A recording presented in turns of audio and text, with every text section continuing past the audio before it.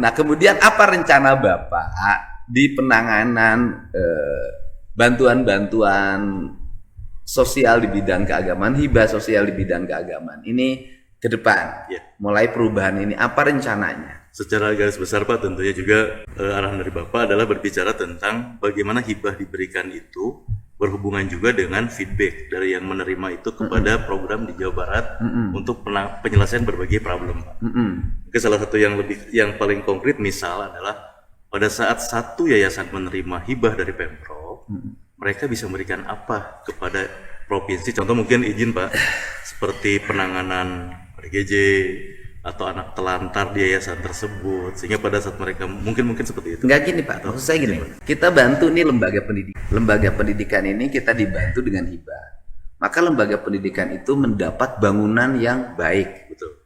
mendapat kursi yang baik, mendapat MCK yang baik. Artinya bahwa biaya yang dibutuhkan untuk pengembangan lembaga pendidikan tersebut, apakah pesantren, madrasah diniyah, madrasah sanawiyah, madrasah aliyah, itu kan otomatis berkurang.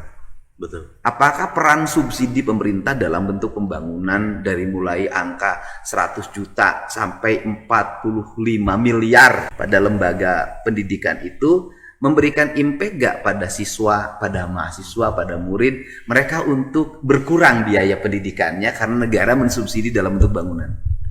Tidak, kita tidak tahu kan? Detail belum Pak, belum. Tidak tahu. Secara ukuran belum Pak. Sebenarnya gini loh Pak, sebenarnya lebih objektif kalau kita ingin berpihak pada pendidikan, kalau kita ingin berpihak pada pesantren dan berpihak pada pendidikan, pada pesantren, pada lembaga pendidikan manapun, membuat ruang orang untuk bisa bersekolah, bisa mondok dengan baik, terutama anak-anak yang miskin. Sebenarnya beasiswa santri itu jauh lebih benar. Satu persatuan ya memang. Tanpa kita, karena beasiswa santri itu nanti tidak akan bicara lagi dia mondok di mana, di pesantren apa. Dan beasiswanya langsung dinikmati oleh santrinya, kemudian dalam bentuk pembayaran ke pesantren, pembayaran sekolah diniyah, pembayaran sekolah madrasah, sanawiyah, aliyah. Ya jelas sebenarnya. Jaminan bahwa pendidikan dia udah selesai. Ya kan artinya kan uangnya itu kan diterima oleh pesantrennya. Betul. Dan uang terima oleh pesantren, negara punya ukurannya.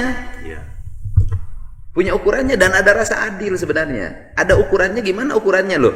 Saya ada misalnya ada di Jawa Barat ada 50.000 anak santri yang dibiayai oleh pemerintah provinsi Jawa Barat.